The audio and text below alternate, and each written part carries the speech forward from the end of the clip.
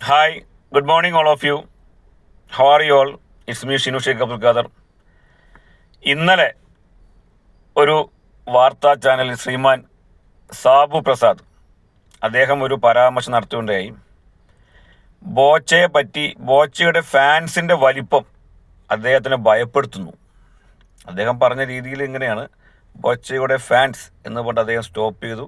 കുറച്ചു നേരം ഒന്ന് ചെറിയൊരു മൗനം കാണിച്ചിട്ട് അദ്ദേഹം പിന്നെയും ബോച്ചയുടെ ഫാൻസിനെ പറ്റിയിട്ട് അദ്ദേഹം കേരളത്തിൻ്റെ പോക്ക് എങ്ങനെയാണ്, അദ്ദേഹത്തിന് ഭയമാവുന്നു എന്നൊക്കെ പറഞ്ഞു.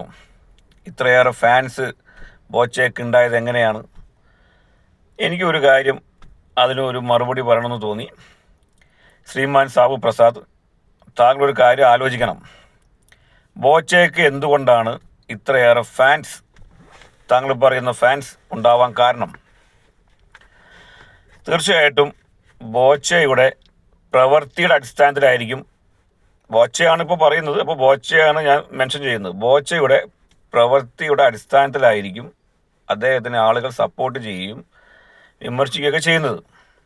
തീർച്ചയായിട്ടും നമുക്ക് എല്ലാവർക്കും അറിയാം, ബോച്ചെ ഈ സമൂഹത്തിന് വേണ്ടി ഒരുപാട് നന്മ ചെയ്യുന്ന ആളാണ്. ബോച്ചയ്ക്ക് ഞാൻ എൻ്റെ വീഡിയോയിൽ ഞാൻ പറയാറുണ്ട്, ബോച്ചയ്ക്ക് ഈ സമൂഹത്തോട് ഒരു പ്രതിബദ്ധതയുണ്ട്. അദ്ദേഹം സമൂഹത്തിന് വേണ്ടി ഒരുപാട് നല്ല നല്ല കാര്യങ്ങൾ ചെയ്യണമെന്ന് ആഗ്രഹിക്കുന്ന ആളാണ്. അദ്ദേഹം അത് ചെയ്തോട്ടെ, അദ്ദേഹത്തിന് തടസ്സപ്പെടുത്തല്ലേ. ഞാനോ താങ്കളോ ഒന്നും ചെയ്യുന്നില്ല. താങ്കളൊരു കാര്യം മനസ്സിലാക്കണം, പൈസ ഉള്ള ഒരുപാട് ആളുകൾ ഇവിടെയുണ്ട്. ഇതേപോലെ ബോച്ചയെ പോലെ ആരെങ്കിലും നമുക്കൊന്ന് കാണിച്ചു തരാൻ പറ്റൂ? ഇപ്പം ഈ വിരൽ, ഈ കൈ, ഇതിൽ 5 വിരലുണ്ട്. നമുക്ക് എല്ലാവർക്കും 5 വിരലുണ്ട്. ഈ 5 വിരലും ഒരുപോലെയല്ല. അപ്പോൾ സമൂഹത്തിൽ നന്മ ചെയ്യുന്ന ആളുകൾ എല്ലാവരുടെയും ക്യാരക്ടർ ഒരുപോലെ ആവണമെന്നില്ല. ഇപ്പോൾ ഇന്നർ മീനിങ് പറയുന്നു എന്നുള്ളതാണ് ഇവിടുത്തെ പ്രശ്നം.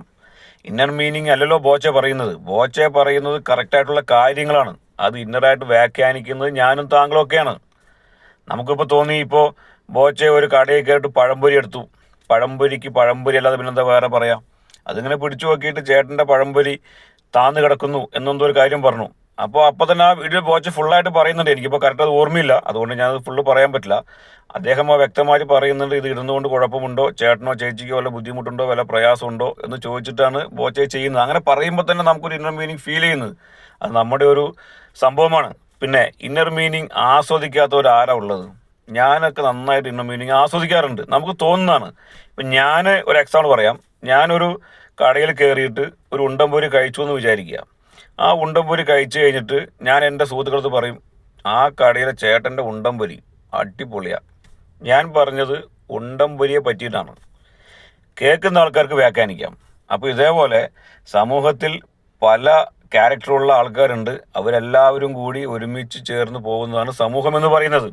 ഇപ്പോൾ ഒരു കറിയിൽ പല ചേരുവകൾ കൂടുമ്പോഴാണ് രസമുള്ള കറിയാകുന്നത് എന്ന് പറഞ്ഞ പോലെ തന്നെ സമൂഹത്തിൽ എല്ലാ ആളുകളും കൂടി ചേരുമ്പോഴാണ് നല്ലൊരു സമൂഹമായി മുന്നോട്ട് പോകുന്നത്. അതിൽ ബോച്ചയെ എടുക്കുമ്പോൾ ബോച്ചയ്ക്ക് നന്മയല്ലാതെ വേറെ എന്താ നമുക്ക് കാണാൻ പറ്റും? ബോച്ച ആരോടെങ്കിലും ബോച്ച മോശമായിട്ട് പെരുമാറുന്നുണ്ടോ?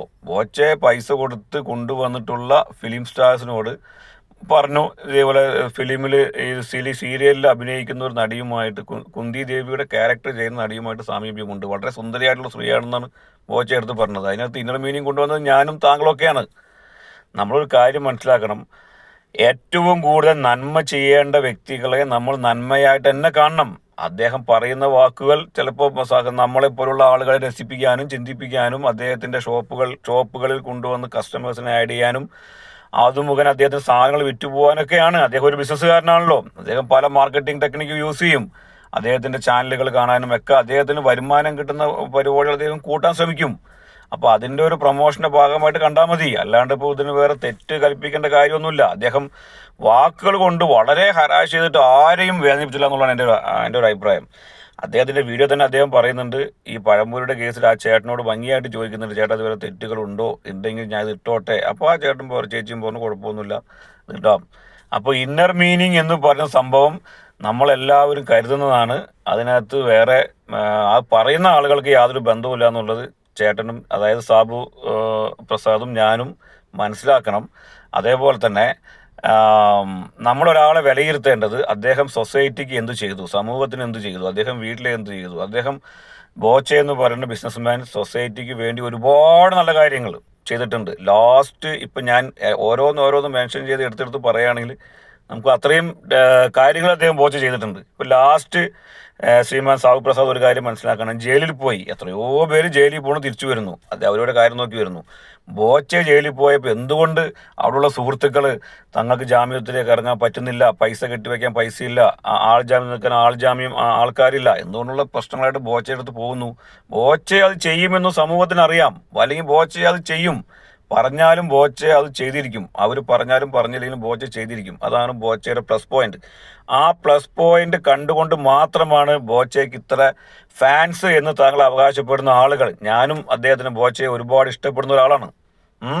അപ്പോൾ ഒരാളുടെ നന്മ കണ്ടിട്ടാണ് അദ്ദേഹത്തിനൊപ്പം പോകുന്നത്. ചെറിയ ചെറിയ തമാശകൾ, അത് തമാശ രൂപേണ ആ സെൻസിലെടുത്തിട്ട് നമ്മളത് ആസ്വദിക്കാൻ പഠിക്കണം.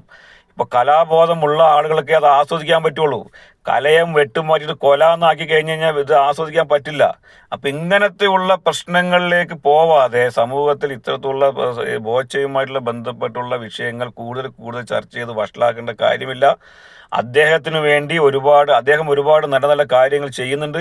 നമ്മൾ ആ നല്ല നല്ല കാര്യങ്ങൾ സപ്പോർട്ട് ചെയ്യുക. നമ്മളെ കൊണ്ട് ചെയ്യാൻ സാധിക്കുന്നില്ല, ചെയ്യുന്ന ആൾ ഭംഗിയായിട്ട് ചെയ്തോട്ടെ. സമൂഹത്തിന് വേണ്ടിയിട്ടുള്ള ഡെഡിക്കേറ്റഡ് മൈൻഡുള്ള ആളുകൾക്ക് അങ്ങനെ പറ്റുള്ളൂ, അങ്ങനെ ചിന്തിക്കാൻ പറ്റുള്ളൂ. ഒരാൾക്ക് ഒരു നേരത്തെ ഭക്ഷണം കൊടുത്ത് തന്നെ വലിയ പുണ്യമാണ്. അപ്പോൾ എത്രയോ ആളുകൾക്ക് ജോലി, ഭക്ഷണം, പാർപ്പിടം, പിന്നെ വിദ്യാഭ്യാസം, പിന്നെ ഇതേപോലെ പ്രശ്നങ്ങൾ, സാമൂഹികമായ പ്രശ്നങ്ങൾ ഇടപെട്ട് സംസാരിക്കുക, അതിനുള്ള പരിഹാരങ്ങൾ കാണുക.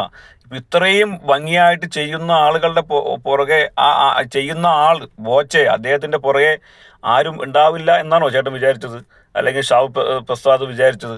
അപ്പോൾ ഇങ്ങനെയുള്ള ആളുകളുടെ പുറകെ ബോച്ചെ ഇത്രയും നല്ല നല്ല കാര്യങ്ങൾ ചെയ്യുന്നത് കൊണ്ടാണ് ഇത്രയും സപ്പോർട്ട് എന്നുള്ളത് ശ്രീമാൻ ഷാഹു പ്രസാദ് മനസ്സിലാക്കണം. Okay, thank you very much. It's me Shinu Sheikh Abdul Khader. Thank you.